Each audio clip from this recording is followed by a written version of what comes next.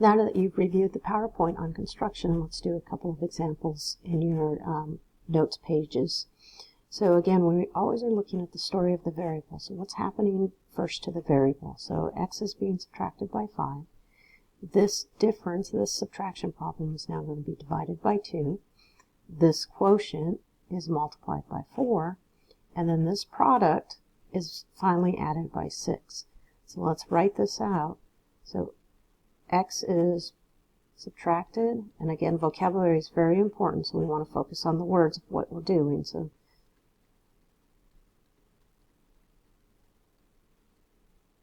and then after we subtract, we're going to divide. So the subtraction problem is the difference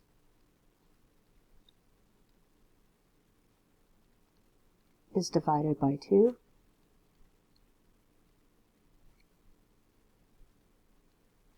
The answer to a division problem is the quotient. So the quotient is multiplied by 4.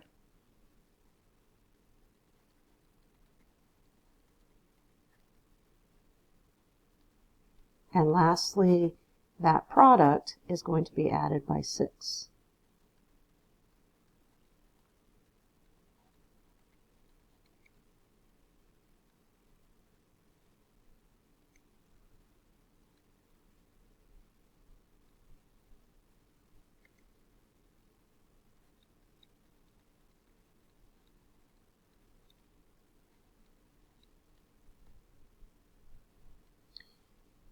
And finally, we know that the result is 18. So once each one of these steps is done, we know that that is going to be equivalent to the value of 18. And again, we're just focusing on what is the construction of x. We're not doing anything other than just writing what is happening to x. How is this equation being built? So let's look at the second example here. Story of a this time, because that's the name of our variable. So this time a is being divided by 2, and then this quotient is being subtracted by 5, where here we were doing the subtraction first and then the division. Again, they have two different meanings, two different stories that are going on. And then this difference is finally going to be subtracted or multiplied by -3. So a is divided by 2.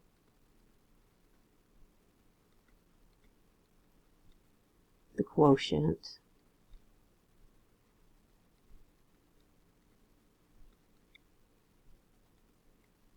is subtracted by 5.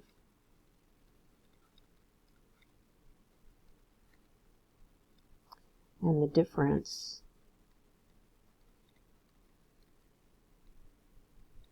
is multiplied by -3.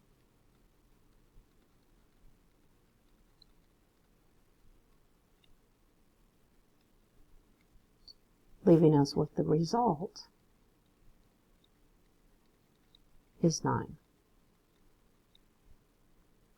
I want to look at one more. It's on the next page. This is equation 3. So you are going to fill in 1, 2, and 4 on your own to complete your notes. But in equation 3, here we are going to subtract and then multiply, then divide, which is similar to what we did in the first problem, but the order is completely different, and so we have to be careful of what we're doing here. So w is subtracted by 7. This difference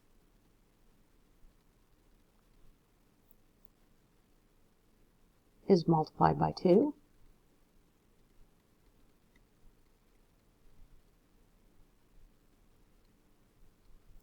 And again, we're going to make sure we write out all these words so we understand what it is that is happening. So when this step is done, we know that we're going to have a difference, because an answer to a subtraction problem is the difference, is a difference.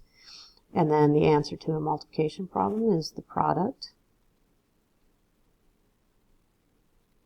is divided by 5.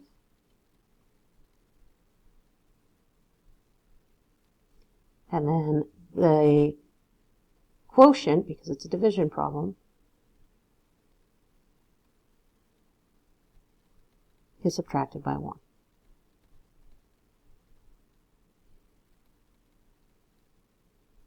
Leaving us with a result of 15.